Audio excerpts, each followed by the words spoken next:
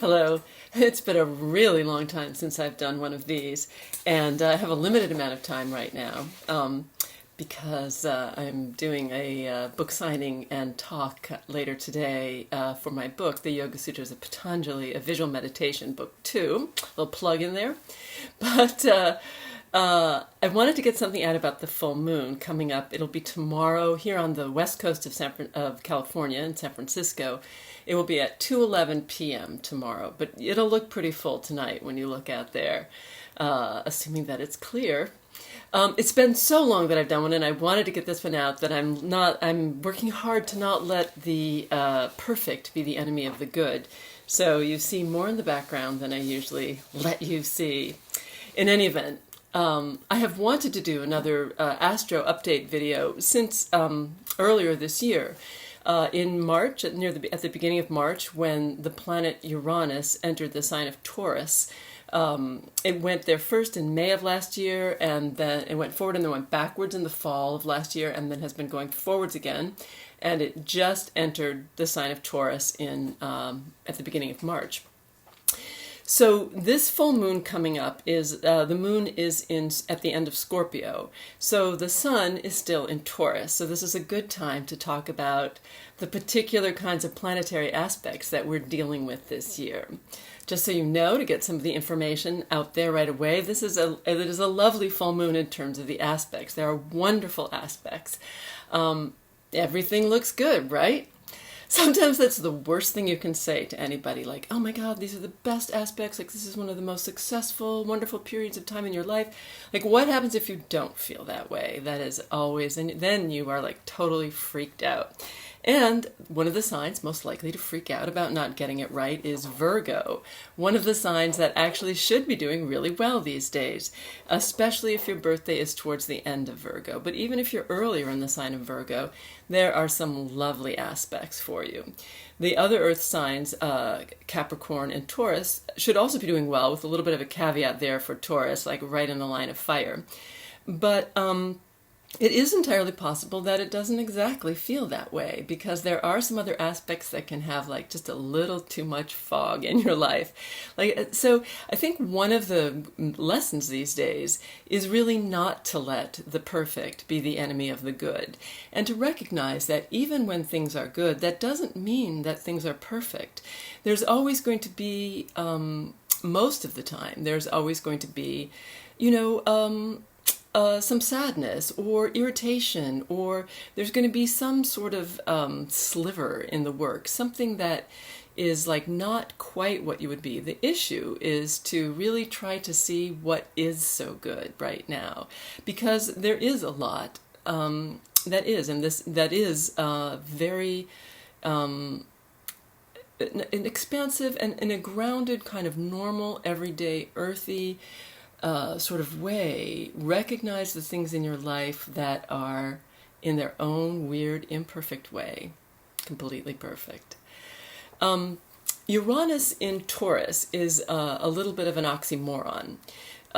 Uranus is the planet that represents upheaval, what's new, what's different, what's kind of electric and exciting and young, and, let's march to the beat of your own drummer, and iconoclast, do it your way. And Taurus is very much the slow, stable, like, I'm going to build it up from the ground, I'm going to do it really slowly so it lasts forever. It's traditionalist. It's like, how do we make something that will last, not move too fast, not like push too many boundaries. So what does it mean that the planet Uranus is now in this like very traditional, limit-loving sign of Taurus? I think that one thing to really think about is really truly one of the actual messages of not just yoga, but certainly the Yoga Sutras, which is take a look at the way that your habitual mental pattern, so that would be very Taurian, your habitual ways of seeing and responding to things. Now is the time to shake that up just a little bit, because by shaking up our traditional sort of ingrained autonomic responses, like we get angry when somebody cuts us off in traffic, these are the kinds of things that keep us where we are. It's very, very difficult to change those. But with Uranus in the sign of Taurus, we're given a little bit of push in the direction towards, can you change the way that you respond? You don't necessarily have to, but even just considering that already starts to shift how you're going about things. One of the techniques mentioned in the Yoga Sutras is called Pratipaksha Bhavana, and it is it's thinking of the opposite. So somebody cuts you off in traffic and you think, oh my God, that person is such a jerk. And you go, no, what if that person isn't a jerk? What if they, what if their son is, having a mental breakdown and they need to get home for them? I mean, it's, you just suggest to yourself an opposite from what it is you think. Like I said, it's a lot to ask of anyone, but it's certainly something worth trying. With this full moon, I just want to go back to that and some of the signs that are doing really well. Again, Virgo should be doing fine. Virgo and Capricorn. Taurus, the Tauruses are definitely getting pushed to make some changes. Cancers should be doing well. Cancer and possibly Pisces, although Pisces has some other stuff going on. The sign Pisces, Gemini, and the other, Virgo to some extent too, and Sagittarius.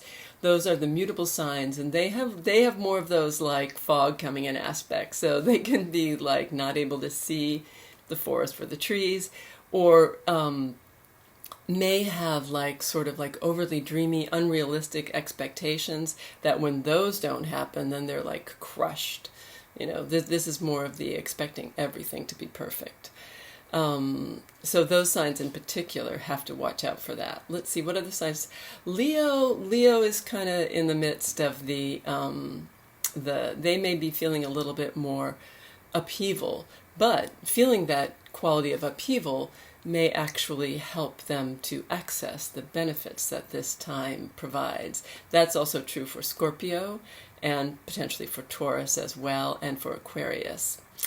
Let's see, did I forget any other signs? Well, there's Aries. Aries, I think probably, there's some challenges that Aries and Cancers have been dealing with for some time, but those are pretty well known at this point, and I would say are fading, and that is also true of Libra. Libra, I think, would be in a good position to actually take advantage of the benefits of this time without becoming overly wrapped up in the difficulties, and that would be true of Aries as well.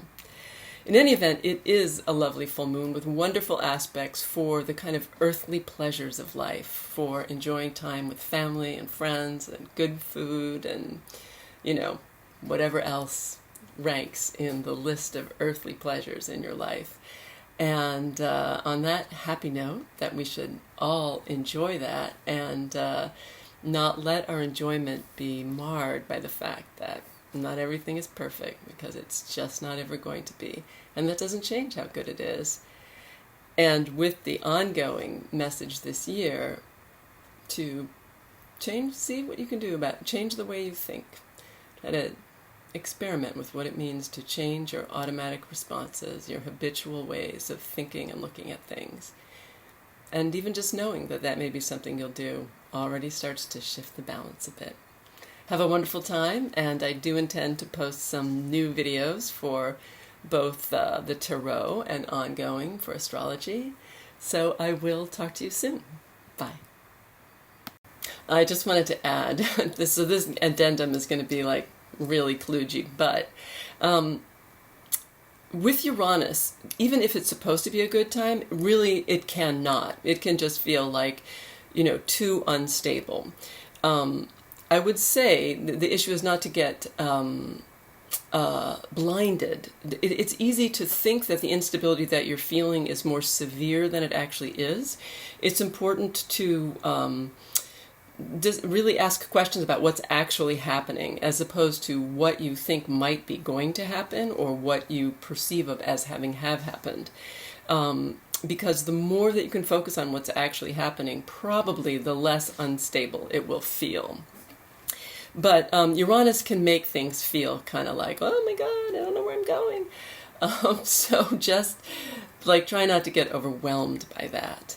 And then the other thing, given Taurus is very practical, down-to-earth thing, and a down-to-earth quality, and Uranus's iconoclastic march to the beat of your own drummer, now is really an excellent time to ask yourself, what do I want? What do I actually want? What really matters? Like, maybe you can't always have everything that you want, but sometimes if you can really isolate what's actually most important, first of all, you can identify what is already having an influence over what is happening in your life, what you are acting as if that is most important. So what you are making, what it is that you want, that you're kind of manifesting already. And then what if that's not what you really want most anymore? Sometimes it's easier to change that than you think. And that too is one of the messages of Uranus and Taurus. So now, actually, I'm going to say goodbye and talk to you soon. Bye.